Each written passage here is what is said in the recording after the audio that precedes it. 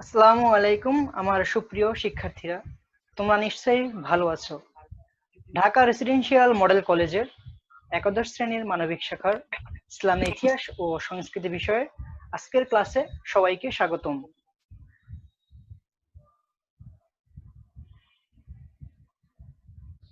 পুরো সময় জুড়ে তোমাদের সাথেই থাকবো আমি মোহাম্মদ আবদুল্লাহ আল নাহিয়ান মিজান, প্রভাষক, ইসলামী ইতিহাস ও সংস্কৃতি বিভাগ, ঢাকা রেসিডেন্সিয়াল মডেল কলেজ।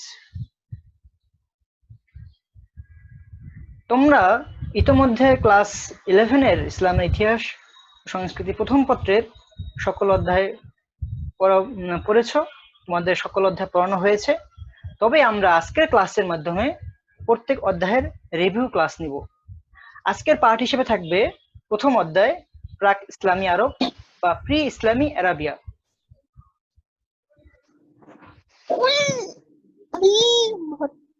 প্রাক ইসলামী আরব, ভৌগোলিক অবস্থান। প্রাক ইসলামী আরব সময়কালীন আরাবিয়ান পেনিনসুলার একটি ম্যাপ দেখতে পাচ্ছ। ইসলাম ধর্মের উৎপত্তির ভূমি হলো আরব উপদ্বীপ। তোমরা চিত্রে আরব উপদ্বীপের একটি মানচিত্র দেখতে পাচ্ছ।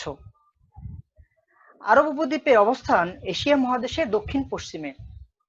পৃথিবীর সর্ববৃহৎ এই উপদ্বীপের উত্তরে রয়েছে সিরিয়ার মরুভূমি, পূর্বে পারস্য উপসাগর ও ওমান উপসাগর, দক্ষিণে আমরা দেখতে পাচ্ছি ভারত মহাসাগর এবং পশ্চিমে দেখা যাচ্ছে লোহিত সাগর। ভৌগোলিক অবস্থান দিক থেকে এটি এশিয়া, ইউরোপ ও আফ্রিকা মহাদেশের সংযোগস্থলে অবস্থিত। অন্যান্য মহাদেশ আবিষ্কারের পূর্বে প্রাচীন আরব মানচিত্র অনুযায়ী এই উপদ্বীপটি বিশ্বের কেন্দ্রস্থল হিসেবে বিবেচিত হতো।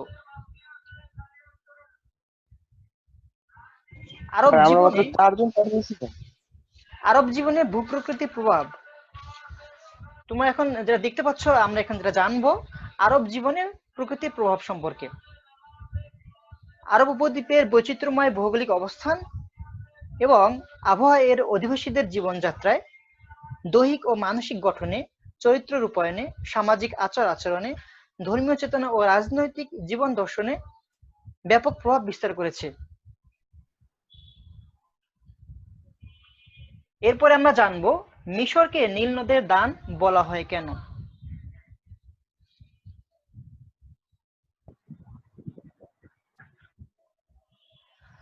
তোমরা নিশ্চয়ই জানো যে হুয়াংহো নদীকে চীনের দুঃখ বলা হলেও নীল নদকে মিশরের দান হিসেবে অভিহিত করা হয়। কেননা মিশরীয় সভ্যতার বিকাশে নীল নদী সবচেয়ে বড় ভূমিকা পালন করেছে। ইতিহাস পর্যালোচনা করলে দেখা যায় যে মিশরীয় সভ্যতার সূচনাকারীরা পানির প্রাপ্যতা, নীল নদকে কেন্দ্র করে কৃষি উৎপাদন, মাছ ধরে জীবিকা নির্বাহ, পশুপালনের জন্য তৃণভূমির সহজলভ্যতা ইত্যাদি বিষয়কে মাথায় রেখে নীল নদের তীরবর্তী অঞ্চলসমূহে বসতি স্থাপন করেছিল। অর্থাৎ এক কথায় বলা যায় গুরুত্বপূর্ণ ভৌগোলিক অবস্থান ও নীল নদের দানের ফলে মিশরের বিশ্বের প্রাচীন সভ্যতার উৎপত্তি ও বিকাশ ঘটে। তাই গ্রিক ঐতিহাসিক ও ইতিহাসের জনক হেরোডোটাস মিশরীয় সভ্যতার নীল নদের ভূমিকা দেখে বিস্মিত হয়ে নির্দ্বিধায় মিশরকে নীল নদের দান বা দ্য গিফট অব দ্য নীল বলে উল্লেখ করেছেন। ছাত্ররা, আমার কথা কি তোমরা স্পষ্ট শুনতে পাচ্ছ? জি স্যার। Thank you.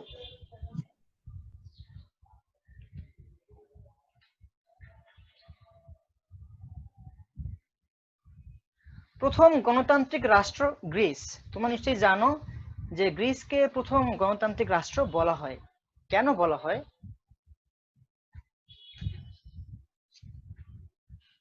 গ্রিক সভ্যতার বিকাশের ক্ষেত্রে যেসব নগর রাষ্ট্র গুরুত্বপূর্ণ ভূমিকা রেখেছিল তার মধ্যে এথেন্স প্রধান। গ্রিক সভ্যতার ক্ষেত্রে দুটো শহর সবচেয়ে বেশি অবদান রেখেছে, সেটা হলো স্পার্টা, একটা হলো এথেন্স। কিন্তু স্পার্টা ছিল যুদ্ধবাজ শহর। যুদ্ধবাজ স্পার্টার সমসাময়িক এ নগর রাষ্ট্রের অধিবাসীরাই বিশ্ব ইতিহাসে প্রথম রাজতন্ত্র থেকে বেরিয়ে এসে গণতন্ত্রের সূচনা করেছিল। এথেন্সে গণতন্ত্রের সূচনা হয়। তাই আমরা বলতে পারি স্যার স্লাইডগুলো একটু স্লো আসছে স্যার। গ্রিস স্যার আপনার স্ক্রিনে কি যেন দাগ আসে কতক্ষণ পর পরে, লেখা ঢাইকা যায় সাইড দিয়ে। আমার কথা স্পষ্ট শুনতে হ্যালো, পাচ্ছেন নিশ্চয়ই? জি হ্যাঁ স্যার, স্যার, কথা শোনা যাচ্ছে স্যার। Okay okay. বাট ওই স্লাইডগুলো একটু স্লোলি আসে। হুম। এরপরে তোমরা জানতে পারবে আইয়ামে জাহিলিয়া সম্পর্কে, যা ইংরেজিতে এজ অফ ইগনোরেন্স বলে। আইয়ামে জাহিলিয়া সাধারণভাবে আইয়ামে জাহিলিয়া বলতে মহানবী সাল্লাল্লাহু আলাইহি সাল্লাম এর ইসলাম প্রচার শুরুর পূর্বের যুগকে বোঝায়। আইয়াম আরবি শব্দ, এর অর্থ যুগ, সময়, কাল। আর জাহেলিয়া অর্থ হলো অজ্ঞতা, তমসা, বর্বরতা বা কুসংস্কার।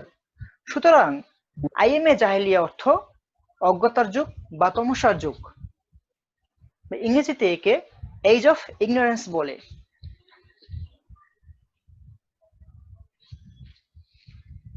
প্রাক ইসলামী আরবের রাজনৈতিক অবস্থা।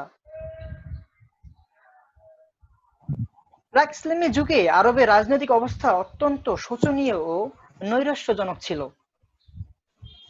যেমন যে বৈশিষ্ট্য দেখি, গোত্রীয় শাসন ব্যবস্থা। প্রাক ইসলামী আরবে কেন্দ্রীয় কোনো শাসন ব্যবস্থা ছিল না, তাই আরবরা বিভিন্ন গোত্রে বিভক্ত হয়ে গোত্রীয় শাসন ব্যবস্থা চালু করেছিল। আমরা এসব গোত্রের মধ্যে জানি, যেমন বানু বকর, বানু তাগলিব ইত্যাদি। এই ধরনের আরো অনেকগুলো গোত্র সম্পর্কে জানি। এর পরবর্তী বৈশিষ্ট্য হিসেবে দেখি গোত্রপ্রীতি। গোত্রপ্রীতি ছিল বেদুইন আরবদের মূল প্রেরণা। এই প্রেরণার মূল কথা হলো গোত্রের অন্য সদস্যদের প্রতি সীমাহীন ও নিঃস্বার্থ আনুগত্য ও শ্রদ্ধাবোধ। গোত্রের প্রতি আরবদের এই অকৃত্রিম ভালোবাসা ও আনুগত্যকে ইবনে খালদুন তার ভাষায় বলেছেন আসাবিয়া, অর্থাৎ এই গোত্রপ্রীতিকে তিনি আসাবিয়া বলে আখ্যায়িত করেছেন।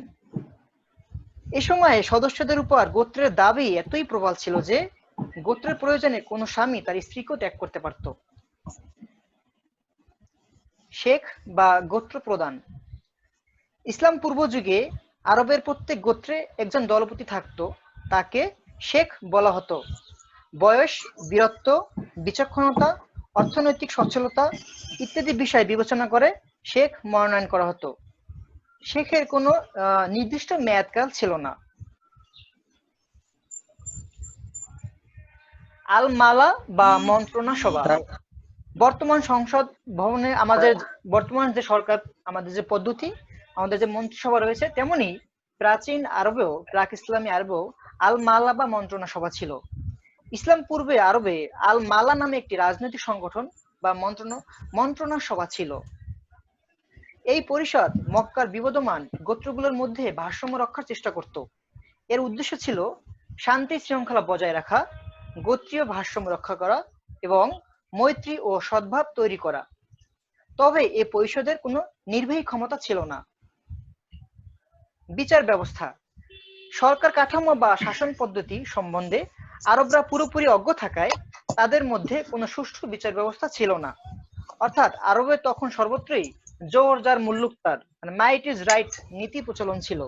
অর্থাৎ রক্তের বদলে রক্ত, চোখের বদলে চোখ, দাঁতের বদলে দাঁত নীতিতেই তারা বিশ্বাসী ছিল। কোনো কোনো ক্ষেত্রে ব্লাড মানি বা আলদিয়াত এর বিনিময়ে হত্যাকারী মুক্তি লাভ করতে পারত। মিউট করো। এরপরে তোমরা জানতে পারবে প্রাক ইসলামী আরবের অর্থনৈতিক অবস্থা সম্পর্কে।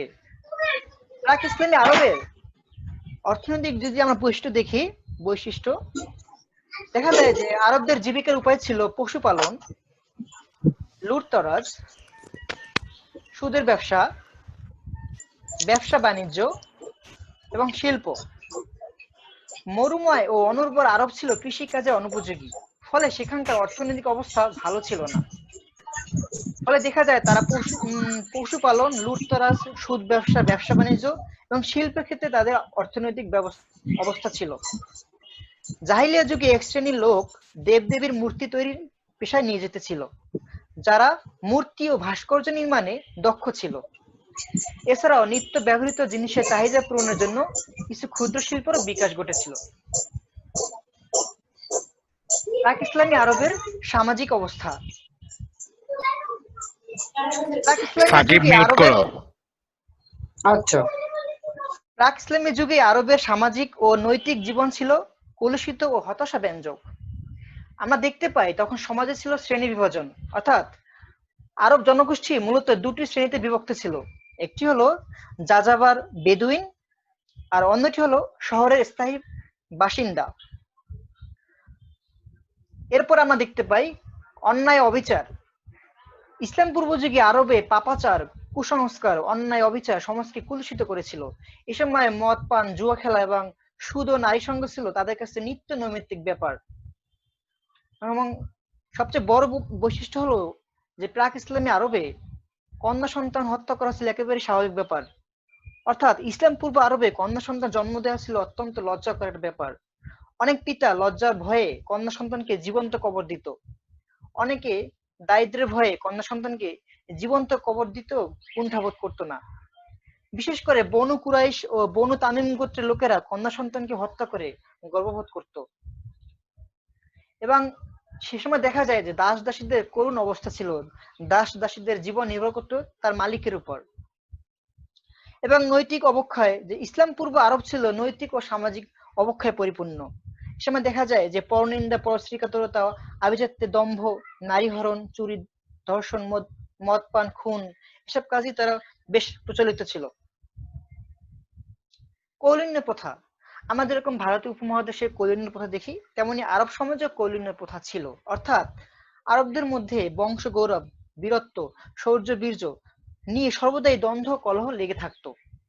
এই সময়কার কৌলিন্য প্রথা থেকে ষষ্ঠ শতাব্দীতে হিমারি ও মুদারিয়াদের মধ্যে একটি আন্তর্জাতিক যুদ্ধের সূচনা হয়েছিল। সবচেয়ে বড় বিষয়, প্রাক ইসলামী আরবে কুসংস্কার ছিল বিদ্যমান। তারা সকল কাজের ক্ষেত্রেই তার কুসংস্কারের প্রতি বিশ্বাসী ছিল। এবং দেখা যায় যে যুদ্ধে যাওয়ার পূর্বে তারা বীর পূর্বপুরুষদের পূজা করা সহ নানা কুসংস্কারে আচ্ছন্ন ছিল। এবং দেখা যায় প্রাক ইসলামী আরবে নারীদের অবস্থা ছিল খুব শোচনীয়, এবং তাদেরও জীবন এবং সম্মান ছিল খুবই নড়বড়ে। তবে একটা বিষয় যেটা হলো যে এত নেগেটিভ দৃষ্টির পরেও তাদের কিছু পজিটিভ গুণাবলী ছিল। নৈতিক গুণাবলী হিসেবে যেটা দেখি, ইসলাম পূর্ব আরবে নানা বিশৃঙ্খল ও অনৈতিক কার্যক্রম বিরাজমান থাকলেও আরবদের মধ্যে কতগুলো নৈতিক গুণাবলী বিদ্যমান ছিল। তাদের চরিত্রে অতিথি পরায়ণতা, তেজস্বিতা, স্বাধীনতার প্রীতি, উদারতা, নিঃসংকোচ বোধ, সাহসিকতা ইত্যাদি মহৎ গুণের সমন্বয় দেখা যায়। আরবদের মতো অতিথি পরায়ণ জাতি পৃথিবীতে দুর্লভ। অতিথি চরম শত্রু হলেও তারা প্রতিশোধ গ্রহণ করত না।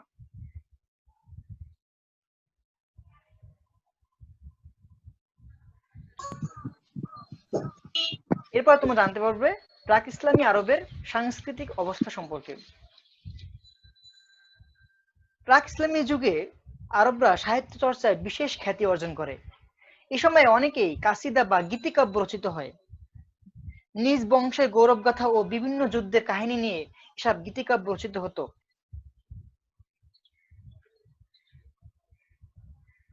প্রাক ইসলামী আরবের সাংস্কৃতিক অবস্থার যদি মূল বৈশিষ্ট্য উল্লেখ করি, তবে বলতে পারি কবিতা চর্চা ও কবিতা প্রতিযোগিতাই ছিল শ্রেষ্ঠ। প্রাক ইসলামী যুগে কাব্য চর্চার প্রতি আরবদের বিশেষ আগ্রহ ছিল। নারী পুরুষ নির্বিশেষে সবাই কবিতা চর্চা করত। তাদের কবিতার বিষয়বস্তু ছিল নারী, প্রেম, বংশগৌরব, কুলজি, বীরত্বপূর্ণ কাহিনী ও যুদ্ধ বিগ্রহের ঘটনাবলী। এছাড়া কখনো কখনো দেখা যায় যে অশ্লীল বিষয়ে কবিতা রচিত হতো। তবে বিষয়বস্তু যাই হোক না কেন, আরবদের কবিতায় তাদের উন্নত ভাষা জ্ঞানের পরিচয় পাওয়া যায়। এজন্য প্রাক ইসলামী যুগে রচিত কবিতাগুলোকে the public register of the Arabs বলে অভিহিত করা হয়।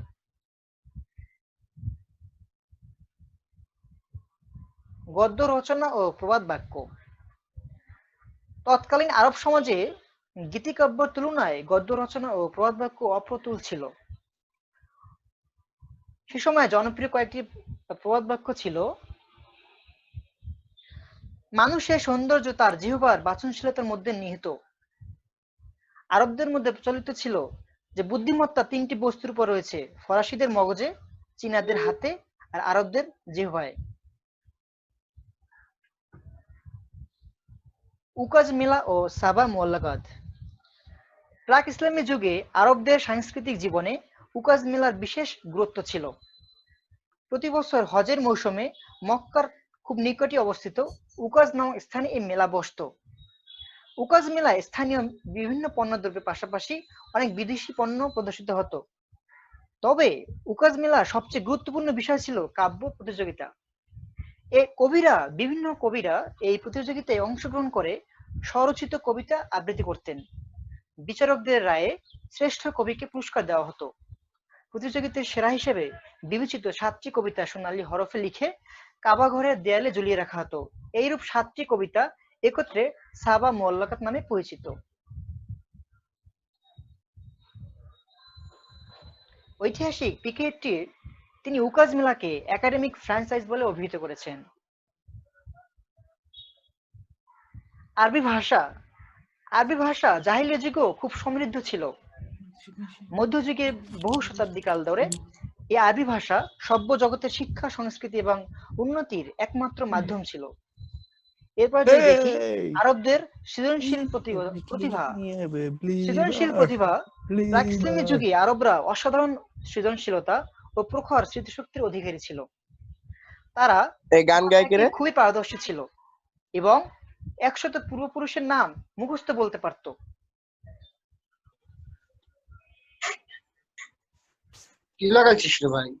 এরপরে আমরা জানতে পারবো প্রাক ইসলামী আরবের ধর্মীয় অবস্থা সম্পর্কে। প্রাক ইসলামী আরবে জড়বাদী, মূর্তি উপাসক বা পৌত্তলিক, ইহুদি, খ্রিস্টান এবং হানিফ সম্প্রদায় বিভক্ত ছিল। হানিফ সম্প্রদায় হলো যারা ওই সময় মদিনা নগরীতে মুসলিমীয় কিছু লোক আল্লাহর একত্ববাদে বিশ্বাসী ছিলেন। তারা স্বতন্ত্রভাবে ধর্মীয় জীবনযাপন করতেন এবং কোনো প্রকার পূজায় অংশ নিতেন না। দেখা যায় পৌত্তলিক আরবে এই শ্রেণীভুক্তই হানিফ নামে পরিচিত ছিল। হানিফগণ হযরত ইব্রাহিম আলাইহিসসালাম এর প্রচারিত এই খ্রিস্টবাদের অনুসারী ছিলেন।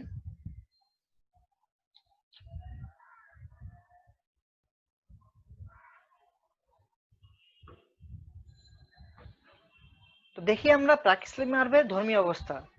তখন ছিল জড়বাদী বা প্রকৃতি পূজক, মূর্তি উপাসক বা পৌত্তলিক, ইহুদি, খ্রিস্টান এবং হানিফ সম্প্রদায়।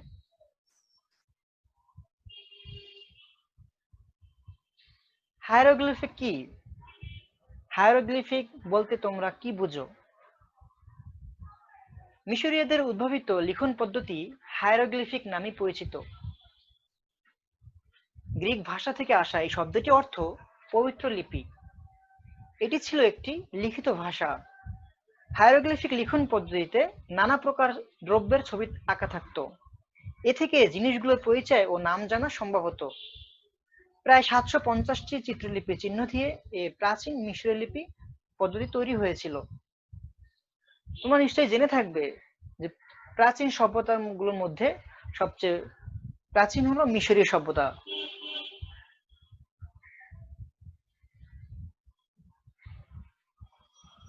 পিরামিড।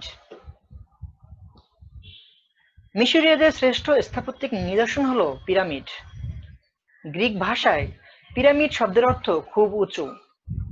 মিশরীয় রাজা বাদশাদের মৃতদেহ মমি করে সংরক্ষণের জন্য পিরামিড তৈরি করা হয়েছিল। পাথরে তৈরি বিশাল ও ত্রিকোণাকার এই সমাধিগুলো মূলত ধর্মীয় বিশ্বাস থেকে নির্মাণ করা হয়। পিরামিডগুলোর মধ্যে সবচেয়ে বড় ও উঁচু হলো নীল নদের মরুময় গিজা অঞ্চলে অবস্থিত বিখ্যাত ফারাও খুফুর পিরামিড।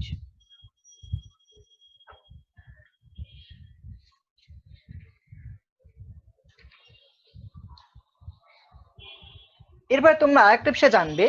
আমি আবার একটা বিষয় নিয়ে আলোচনা করব যে সাবা মুআল্লাকাত কি? সাবা মুআল্লাকাত হলো সপ্ত ঝুলন্ত কবিতা। প্রতি বছর মক্কার অদূরে উকাজের বার্ষিক মেলায় আরবের প্রখ্যাত কবিরা কবিতা প্রতিযোগিতার আয়োজন করত। উকাজের বাৎসরিক সাহিত্য সম্মেলনে 7টি কবিতা পুরস্কৃত হতো। সোনালী হরফে লিপিবদ্ধ করে এই কবিতাগুলো পবিত্র কাবার দেয়ালে ঝুলিয়ে দেওয়া হতো। এই কবিতাগুলোর বিষয়বস্তু ছিল প্রেম, যুদ্ধ বিগ্রহ, বীরত্বপূর্ণ কাহিনী, বংশ গৌরব আরব সমাজে আতিথেয়তা, স্বাধীনতা ইত্যাদি। এই কবিতাই হলো সপ্ত ঝুলন্ত কবিতা বা সাবায়ে মুআল্লাকাত। এবার তোমাদের আরেকটি বিষয় জানাবো, আল মালা। ইসলাম পূর্ব আরবের রাজনৈতিক সংগঠনকে আল মালা বা মন্ত্রণা সভা বলা হয়। মক্কার কুরাইশ গোত্রপতিদের সমন্বয়ে আরবদের মন্ত্রণা পরিষদ গঠিত হয়, যা আল মালা নামে পরিচিত। এই পরিষদ মক্কার বিবদমান গোত্রগুলোর মধ্যে ভারসাম্য রক্ষার চেষ্টা করত। এর উদ্দেশ্য ছিল শান্তি ও শৃঙ্খলা বজায় রাখা।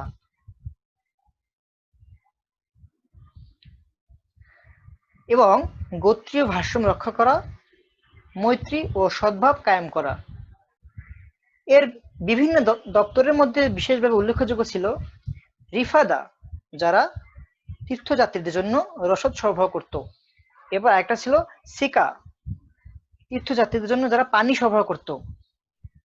আরেকটা ছিল হিজাবা, তীর্থযাত্রীদের ছায়াদানের জন্য ঢেকে রাখার বিশেষ ব্যবস্থা। এবং আরেকটি দপ্তর ছিল লিওয়া, যুদ্ধের সময় পতাকা বহন করত। যে কক্ষে এই পরিষদের সভা বসত তাকে দারুল নাদওয়া বলা হতো।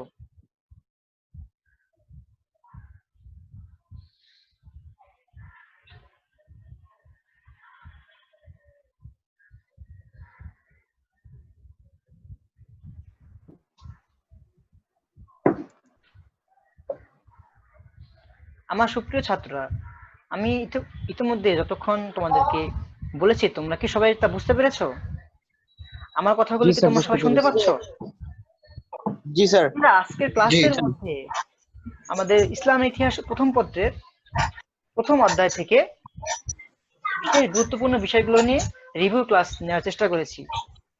তোমরা সবাই কি ধরতে পেরেছো? জি স্যার, ধরতে পেরেছি।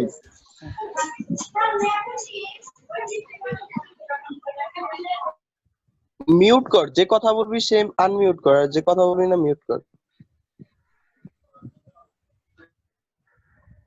তাহলে এবার আমরা প্রশ্ন উত্তর পর্বে যাই। আমি ইতিমধ্যে যা একটা পড়িয়েছি তোমাদের বিভিন্ন প্রশ্ন করি। এখানে যারা জয়েন করেছে তাদের মধ্যে থেকে আমি প্রশ্ন করি। আমি জি সবাইকে স্যার। আবার মিউট করে দিচ্ছি। শুধুমাত্র যার নাম মেনশন করব সেই শুধু কথা বলবে, হ্যাঁ, আনমিউট করে। ওকে?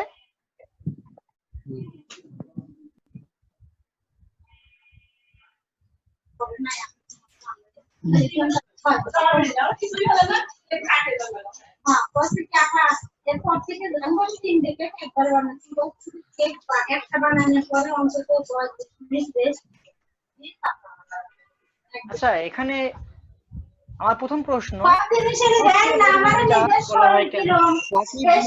মিউট কর। ইয়ামল কি শুনতে পাচ্ছ? জি স্যার, শুনতে পাচ্ছি। তোমার নিকট আমার প্রথম প্রশ্ন, উটকে মরুভূমির জাহাজ বলা হয় কেন? কারণ হচ্ছে স্যার, আরবদের একমাত্র বাহন হচ্ছে উট, যেখানে মরুভূমিতে কোনো জাহাজ বা অন্য কোনো মানে মালপত্র বা ব্যবসা বাণিজ্যের জন্য কোনো মাল এক স্থান থেকে অন্য স্থানে আনা নেওয়ার জন্য কোনো বাহন ছিল না। তখন আরবরা উটকে বাহন হিসেবে বহন করতো, এবং উট গরমের দিনে 15 দিন এবং শীতকালে 25 দিন পানি না খেয়ে থাকতে পারে, যেই কারণে উটকে মরুভূমির জাহাজ বলা হয়। গুড অ্যান্সার, খুব ভালো অ্যান্সার দিয়েছো। এরপর আমরা দ্বিতীয় প্রশ্নে যাই। সাবা মুআল্লাকাত। সাকিব অনলাইনে আছো? সাকিব শুনতে পাচ্ছ? জি স্যার। হ্যাঁ, তোমার নিকট প্রশ্ন, সাবা মুআল্লাকাত বলতে তুমি কি বুঝো?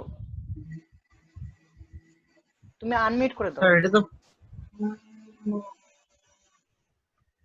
জি স্যার, এটা তো পারি না। আমি তোমাকে আরেকবার বলে দিই, সবাই তোমার মাধ্যমে সবাইকে বলে দিচ্ছি। সাবা জি জি মুআল্লাকাত জি। অর্থ সপ্ত ঝুলন্ত কবিতা। তোমরা নিশ্চয়ই জানো, সপ্ত ঝুলন্ত কবিতা।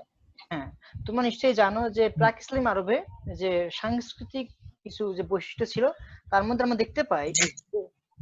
প্রতি বছর মক্কার অদূরে উকাজ, মানে মক্কার খুব নিকটবর্তী এরিয়া নাম উকাজ নামক স্থানে একটি বার্ষিক মেলা বসতো। সেই উকাজের বার্ষিক মেলায় আরবের প্রখ্যাত কবিরা কবিতা প্রতিযোগিতার আয়োজন করত।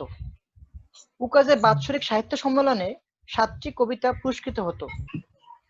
সোনালী হরফে লিপিবদ্ধ করে এই কবিতাগুলো পবিত্র কাবার দেয়ালে ঝুলিয়ে দেওয়া হতো। এই কবিতার বিষয়বস্তু ছিল প্রেম, যুদ্ধ বিগ্রহ, বীরত্বপূর্ণ কাহিনী, বংশ গৌরব, আরব সমাজের আতিথেয়তা, স্বাধীনতা ইত্যাদি ইত্যাদি। এই কবিতাগুলি হলো সপ্ত ঝুলন্ত কবিতা বা সাবা মোল্লাকাত। আমার মনে হয় তুমি বুঝতে পারছো। জি এরপর আমরা 3 নম্বর প্রশ্নে যাই। জাজিরাতুল আরব, মিনহাজুল মৃদা, শুনতে পাচ্ছ? মিনহাজ মৃদা, জি স্যার। তোমার নিকট আমার প্রশ্ন হলো, জাজিরাতুল আরব বলতে তুমি কি বুঝো? স্যার জাজিরাতুল আরব বলতে বোঝায় আরব উপদ্বীপকে স্যার। গুড। স্যার আরব উপদ্বীপকে স্যার স্যার 3 দিকে বেষ্টিত করে, সেটাকে মানে 4 দিকে 3 দিকে সমুদ্র দ্বারা বেষ্টিত, তাই একে আরব উপদ্বীপ বলা হয়। গুড, গুড অ্যান্সার দিয়েছো। এবার তাহলে তোমাকে আমি জি আরেকটা স্যার। প্রশ্ন করি। জি স্যার। সেটা হলো, তুমি নিশ্চয়ই প্যাপিরাসের নাম শুনেছো। প্যাপিরাস, প্যাপিরাস হলো সেই তোমার যেটা একটা জানতে চাবো যে প্যাপিরাস কি? পেপিরাস, আচ্ছা, সরি স্যার। প্যাপিরাস হলো নীল নদের তীরে জন্মানো। তুমি নিশ্চয়ই জানো যে মিশরী সভ্যতা গড়ে উঠেছিল নীল নদকে কেন্দ্র করে, যে কারণে মিশরকে নীল নদের দান জি বলা স্যার। হয়, তাই না? সেই তো প্যাপিরাস হলো নীল নদের তীরে জন্মানো এক ধরনের নলখাগড়া জাতীয় ঘাস বা উদ্ভিদ, যা দিয়ে মিশরীয়রা কাগজ তৈরি করে। অর্থাৎ মিশরীয় প্যাপিরাস দিয়ে প্রথম কাগজ তৈরি করা শিখে। আচ্ছা, এবার আমি পরবর্তী জি প্রশ্নে যাই। স্যার, বুঝতে পেরেছি। আল মালা বা মন্ত্রণা সভা। আমার প্রশ্ন হলো, রেদওয়ান মাহমুদ শিখন, শুনতে পাচ্ছ আমার কথা? জি স্যার। তোমার নিকট প্রশ্ন হলো, আল মালা বলতে কি বোঝো? না, আল মালার একটু সংক্ষিপ্ত বর্ণনা দাও আমাকে 1 মিনিটে। স্যার এটা যদি আরেকটু এক্সপ্লেইন করতেন, মানে আলমালা। ও আচ্ছা আচ্ছা, ইসলাম পূর্ব আরবের একটা রাজনৈতিক সংগঠন ছিল, সেই রাজনৈতিক সংগঠন হলো আল মালা বা মন্ত্রণা সভা। যেমন এখনকার আমাদের সময় তো অনেক রাজনৈতিক সংগঠন আছে, তাই না?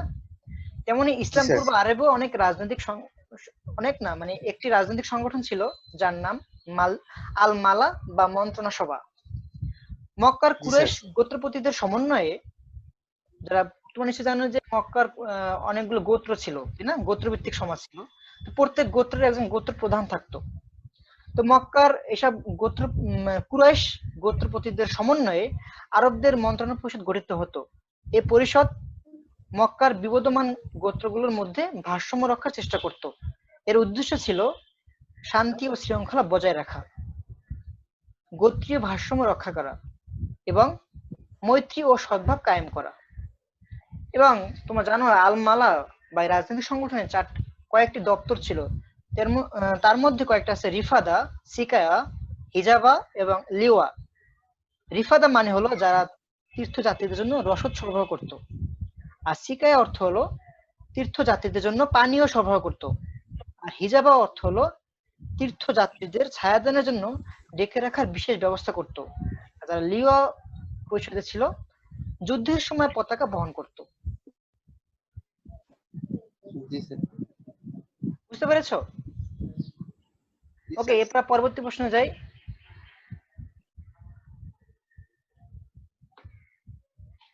মিশরীয়দের ইতিহাসে শ্রেষ্ঠ নির্মাতা বলা হয় কেন? এটাকে আমিই বলবো স্যার? আব্দুল মবিন আছো? শুনতে পাচ্ছ? আব্দুল মবিন না স্যার, উনি। আছে? শুনতে পাচ্ছ না আব্দুল স্যার। মবিন?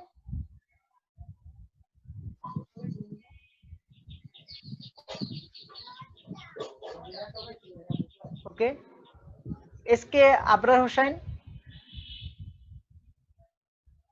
শুনতে পাচ্ছ? ইয়েস স্যার, আসি স্যার। হ্যাঁ স্যার শুনতে পাচ্ছি। হ্যাঁ, ফ্রাঙ্কো। তোমার নিকট প্রশ্ন হলো, মিশরীয়দের ইতিহাসে শ্রেষ্ঠ নির্মাতা বলা হয় কেন?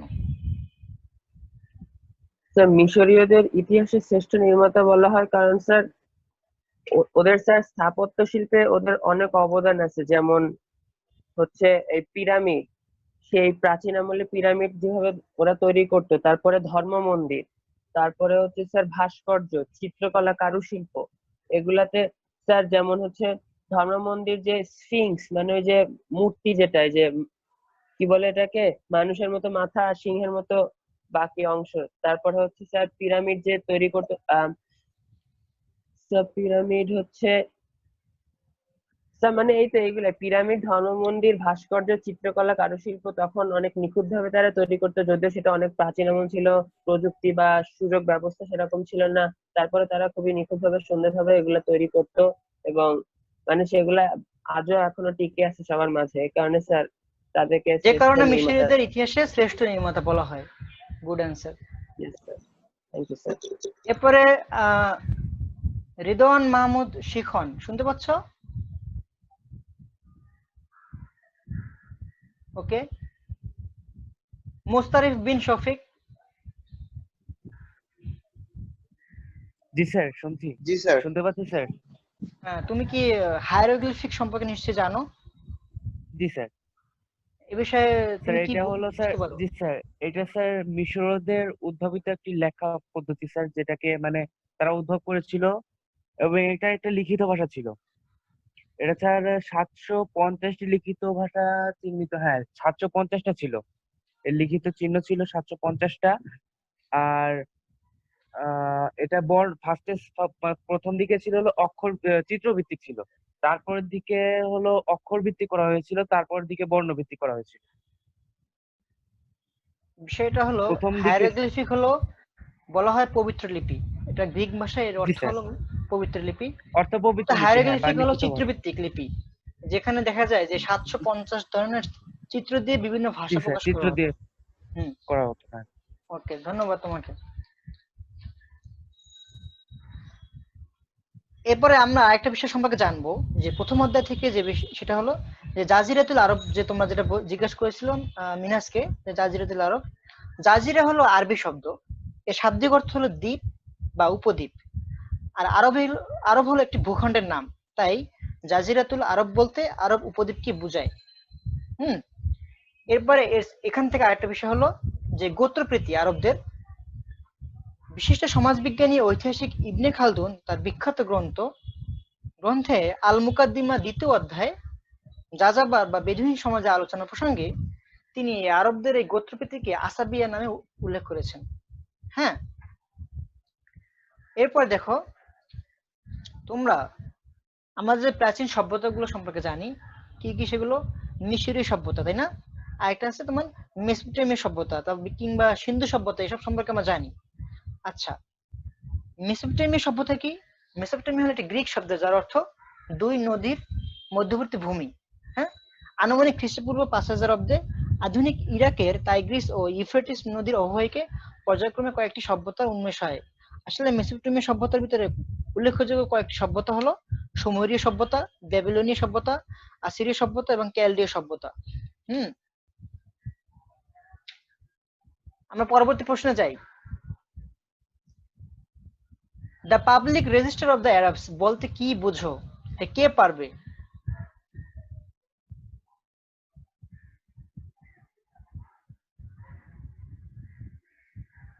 শুনতে পাচ্ছ সবাই? The public register of the Arabs বলতে কি বুঝো? বলবো হ্যাঁ, স্যার, আমি বলি জি বলো।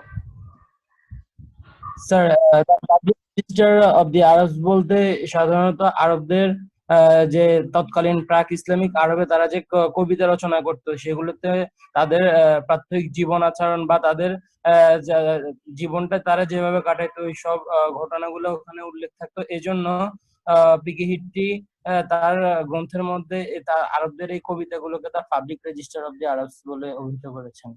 Good, thank you.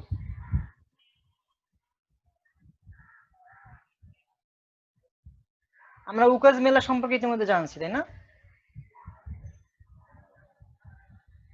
ওকে, এবার আমি তোমাদের কিছু ছোট ছোট প্রশ্ন জিজ্ঞাসা করব।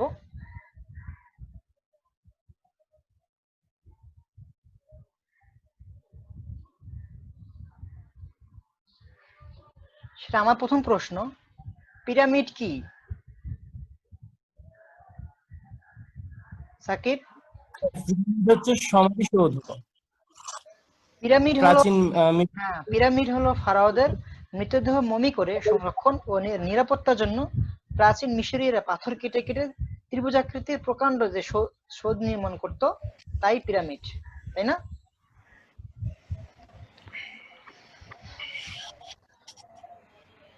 এবার আরেকটা বিষয় জানতে চাবো যে মিশরকে নীল নদের যে দান বলা হয়েছে এটা কে বলেছেন? সাফিকে না, হেরোডোটাস। হুম, ইতিহাসের জনক হেরোডোটাস। গাছের রানী বলা হয় কোন গাছকে? খেজুর গাছকে। খেজুর খেজুর গাছ। গাছ, খেজুর গাছ। এখান থেকে আরেকটা জানতে চাইবো, রিপাবলিক গ্রন্থের লেখক কে? অ্যারিস্টটল। নো, রিপাবলিক গ্রন্থের লেখক হলো গ্রিক দার্শনিক Plato. Plato Plato sir.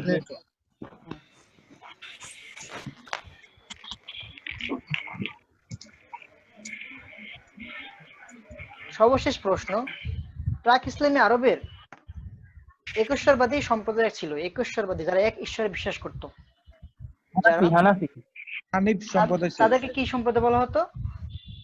Hanif হানাফি স্যার। ওকে, হানিফ।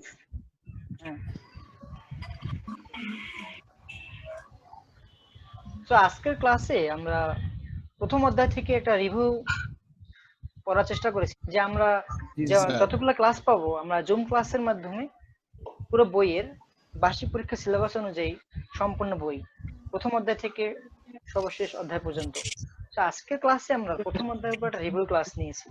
তোমরা আশা করি সবাই বুঝতে পেরেছো, তাই না? হ্যাঁ, কারো কোনো প্রশ্ন আছে আজকে আমি তোমাদের যা পড়িয়েছি? স্যার আমার একটা প্রশ্ন আছে স্যার। হ্যাঁ স্যার উম্মুল কুরআন কোন জায়গায় বলা হয় স্যার?